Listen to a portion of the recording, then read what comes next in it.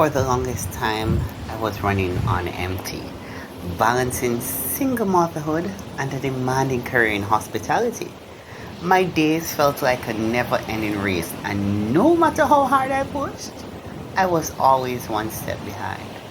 Burnt out, overwhelmed, stressed. But then, I made a change. I stopped letting time control me, and I learned how to take control of my time. Now I'm more present, more peaceful, and I'm finally stepping into my best self. Let me show you how I did it. Sound sharp. At them again. Good morning, good evening, good afternoon, wherever you are. This is the girl Nuts, and I am here today. Just pretty much wanting to share with you. I know it has been a while, but there has been so much I have learned that I'm so eager to teach you about. And even throughout that time, I have also put a pause on the Movemakers program. A lot of persons saw that my content have actually sold, but yes, I have been taking the time to work on me because I know that if there is a better me, I can help to create a better you. So of course today I'm going to be talking about a very important topic, and that is simply how I'm learning to take my time back and how I'm learning to move closer into what balance really means to me and how you can do it too. So thank you for staying with me, and welcome to my channel. For those of you who are new, I hope you do find something valuable here, and if you do, please like, share, subscribe for all my day ones. Thank you for staying with me, and yes, continue to share and encourage people to subscribe too. So what is it that has been so new to me that have been helping me to be the best I can be, and of course creating the move maker that I am and can help to create and bring out the move maker in you? What really is it?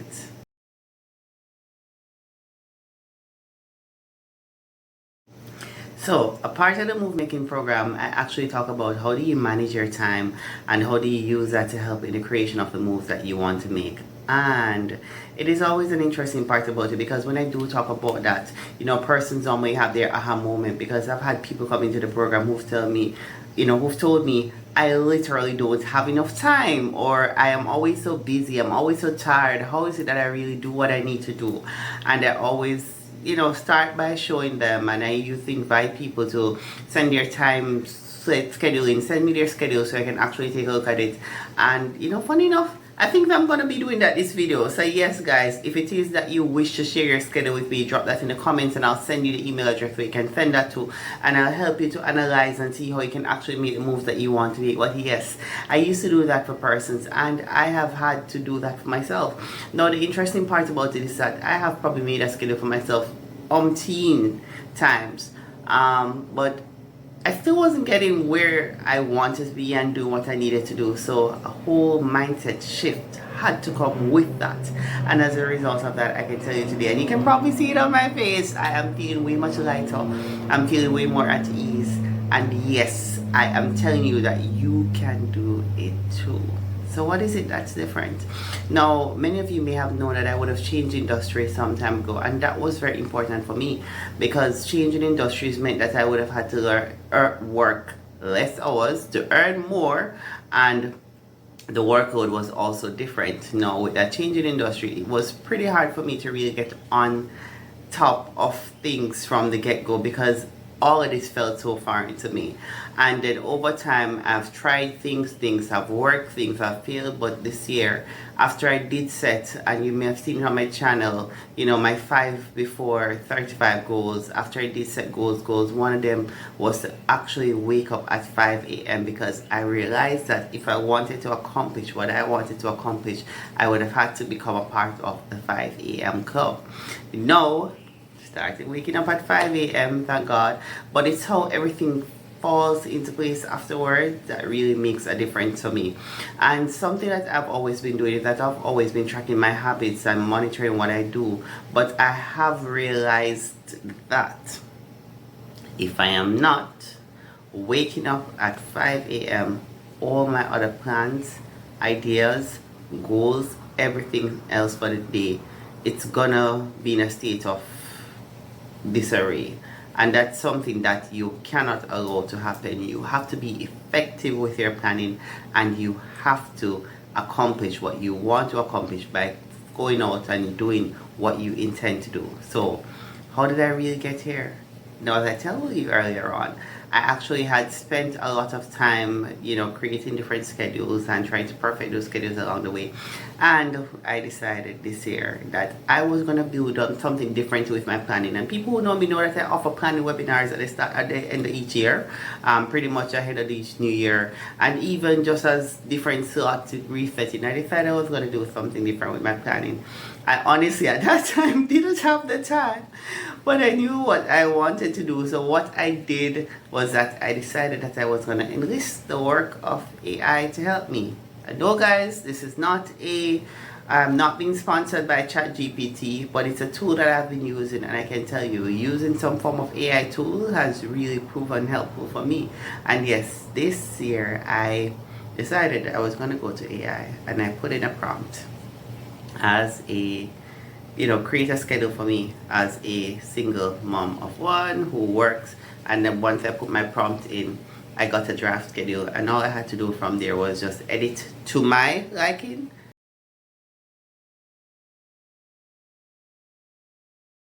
And of course, I think I had to, even after I started using it, edit another time. And of course, I decided that, this is what I'm going to stick with because it actually works for me. So yeah, it was literally that simple. So let's talk about the schedule. Now, the simplicity of it, yes. How I pretty much divided a schedule or made that schedule to work for me was to create 3 segments to my day. Of course, we know this age-old principle, time blocking. So I had my pre-work, which would be my 5 to 8:30 a.m. I had my work, which would be my 8:30 to 4:30, and I had my post-work, which would mean my 4:30 until my bedtime. Now, how did that really work out? Now, I find that waking up 5 a.m. gives me enough time to accomplish another goal that I'm working on, which is actually spending time in my Bible, having my devotions. I'm able to do that before day even dawns these days. And one important part about it too is that when I'm able to do that, I'm able to use a portion of my morning. I saw somebody else talking about this last week, and I was like, yes, he's right. I was also able to use a portion of my morning for deep work. So my morning is set wherein I can get up, have my devotions, deep work before I actually get to starting my day as a mother, as an employee, and even as a woman, because I am me first before I'm everything else.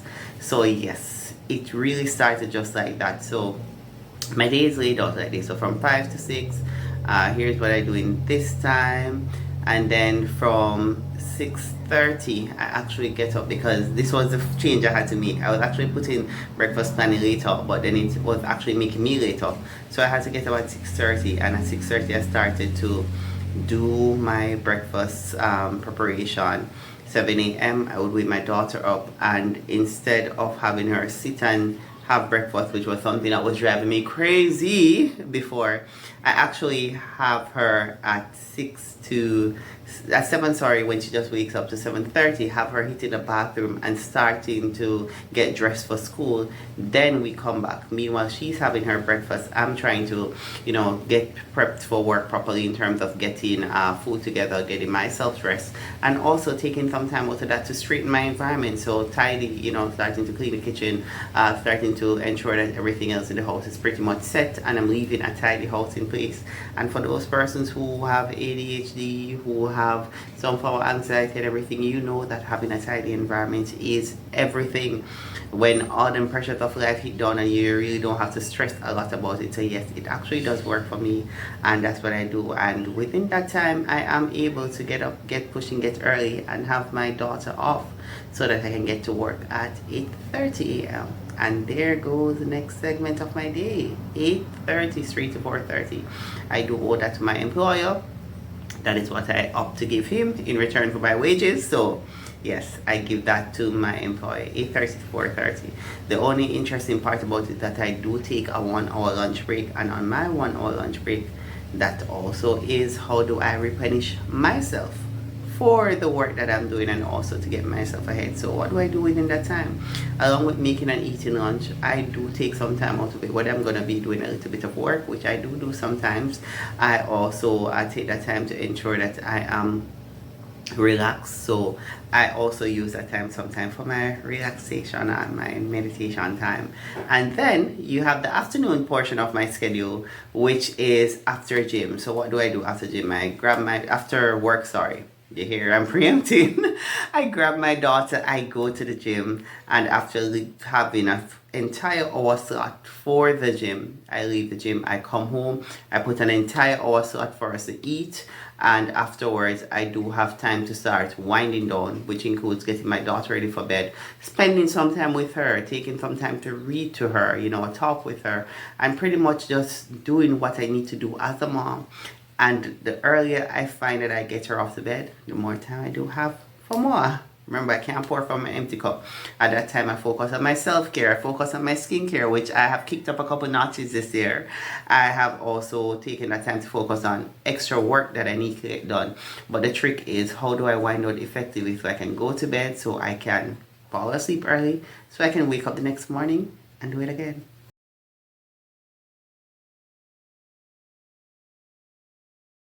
So right now, I'm actually going to share with you some things that worked for me that I feel can work for you too in the process. So let us go with number one. Number one is that you have to make time in your daily schedule for what matters. You have to prioritize what is important to you.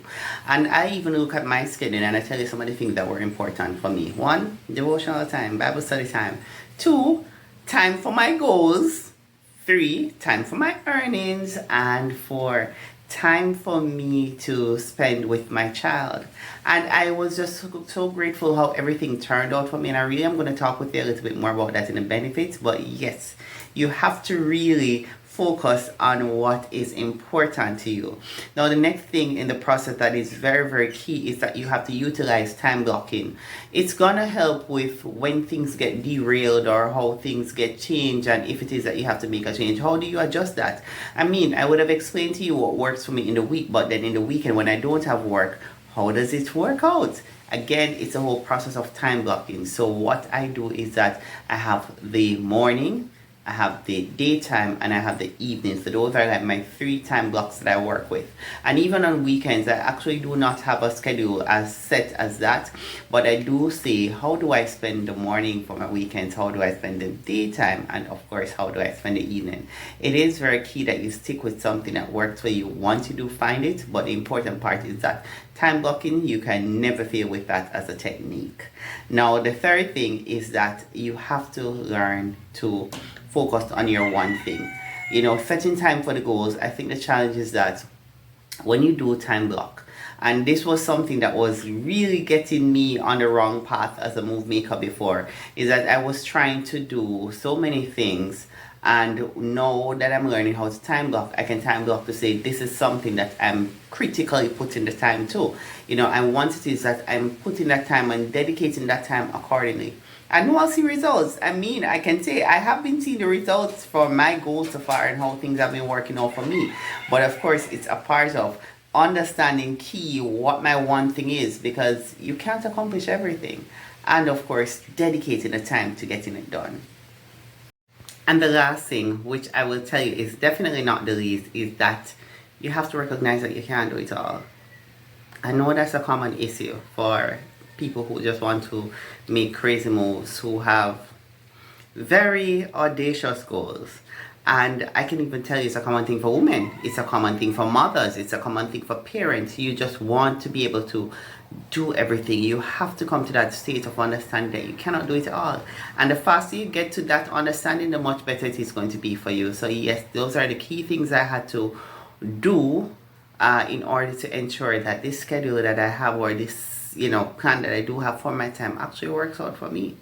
So now, what are some of the benefits of having that system in place? Now, what are some of the benefits? The very first one is that it had to come from a place of self-awareness, and it also opened up my self-awareness even more.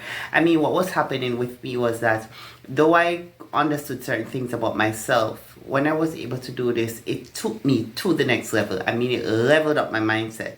And I want you to realize that when you start to really audit how you spend your time, you're going to realize that sometimes you really are wasting your time, and sometimes there are better things that you can actually do with the time that you do have. So of course, that level of self-awareness helped me to recognize too who I was.